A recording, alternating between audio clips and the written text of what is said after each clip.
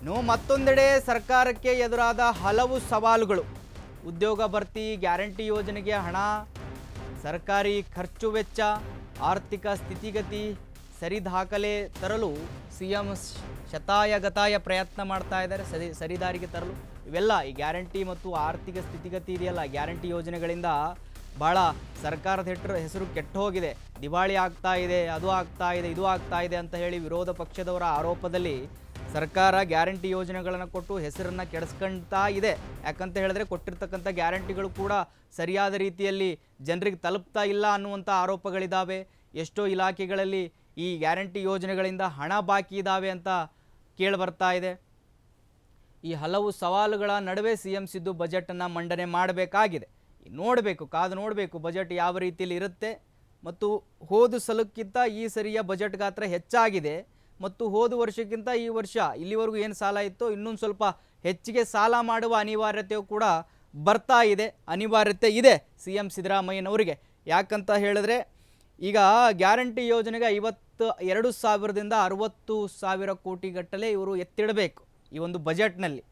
ಹಾಗಿರಬೇಕಾದ್ರೆ ಉದ್ಯೋಗ ಸೃಷ್ಟಿ ಆಗ್ತಾ ಇಲ್ಲ ಅಂತ ಹೇಳಿ ವಿದ್ಯಾರ್ಥಿಗಳು ಒಂದು ಕಡೆ ಪ್ರೊಟೆಸ್ಟ್ ಮಾಡ್ತಾ ಇದ್ದಾರೆ.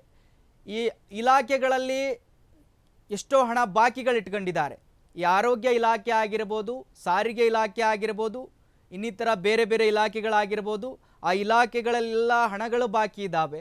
ಆ ಹಣಗಳು ಬಾಕಿ ಇರುವ ಕಾರಣಕ್ಕಾಗಿ ಅಲ್ಲಿ ಯಾವುದೇ ಈ ಆರೋಗ್ಯ ಇಲಾಖೆ ಅಂತ ತಗೊಂಡ್ರೆ ಅಲ್ಲಿ ಚಿಕಿತ್ಸೆ ಕೊಡ್ತಾ ಇಲ್ಲ.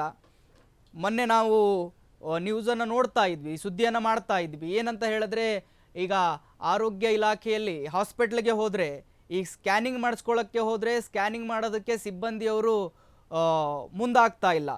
ಸರ್ಕಾರದಿಂದ ಹಣ ಬಾಕಿ ಇದೆ, ಅದನ್ನು ಪೂರೈಕೆ ಮಾಡುವವರೆಗೂ ನಾವು ಫ್ರೀಯಾಗಿ ಯಾರಿಗೂ ಸ್ಕ್ಯಾನಿಂಗನ್ನು ಮಾಡಲ್ಲ, ನೀವು BPL ಕಾರ್ಡ್ ತಂದರೆ ಇಲ್ಲಿ ಯೂಸ್ ಆಗಲ್ಲ ಅನ್ನುವ ರೀತಿಯಲ್ಲಿ ವರ್ತನೆ ಮಾಡಿರ್ತಕ್ಕಂಥ ಉದಾಹರಣೆಗಳಿದ್ದಾವೆ. ದುಡ್ಡು ಕೊಟ್ಟವರಿಗೆ ಮಾತ್ರ ನಾವು ಸ್ಕ್ಯಾನಿಂಗನ್ನು ಮಾಡ್ತೀವಿ ಅಂತ ಹೇಳಿ ಕೂಡ ಅಲ್ಲಿನ ಸಿಬ್ಬಂದಿ ಹೇಳಿರ್ತಕ್ಕಂಥದ್ದು. ಒಂದಲ್ಲ ಎರಡಲ್ಲ 140 ಕೋಟಿ ರೂಪಾಯಿ ಬಾಕಿ ಉಳಿಸ್ಕೊಂಡಿದೆ ಅಲ್ಲಿ. ಈ ತರಹದ ಸನ್ನಿವೇಶ ಇದ್ದಾಗ ಈ ಎಲ್ಲ ಸವಾಲುಗಳ ಮಧ್ಯೆ ಸಿಎಂ ಸಿದ್ದರಾಮಯ್ಯನವರು ದಾಖಲೆಯ ಬಜೆಟ್ ಮಂಡಿಸಬೇಕು. ಈ ದಾಖಲೆಯ ಬಜೆಟ್ ಎಷ್ಟರ ಮಟ್ಟಿಗೆ ಯಾರ್ಯಾರಿಗೆ ಸಮಾಧಾನ ಮತ್ತು ಅಸಮಾಧಾನ ಮಾಡುತ್ತೆ ಅನ್ನುವಂಥದ್ದು ಕಾದು ನೋಡಬೇಕಾಗಿದೆ.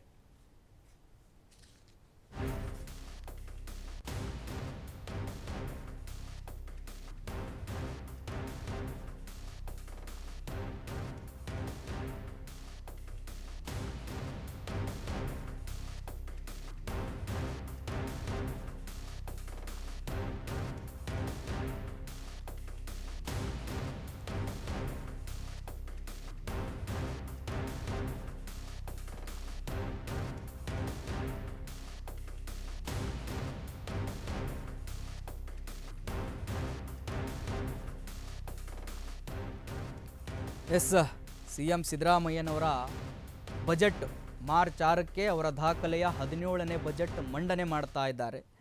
ಆ ಒಂದು ಬಜೆಟ್ಗಾಗಿ ರಾಜ್ಯದ ಜನತೆ ಕಾತುರದಿಂದ ಕಾಯ್ತಾ ಇದ್ದಾರೆ. ಸಿಎಂ ಸಿದ್ದರಾಮಯ್ಯನವರು ದಾಖಲೆಯ ಬಜೆಟ್ ಮಂಡನೆ ಮಾಡ್ತಾರೆ, ಹೇಗಿರುತ್ತೆ, ಎಷ್ಟರ ಮಟ್ಟಿಗೆ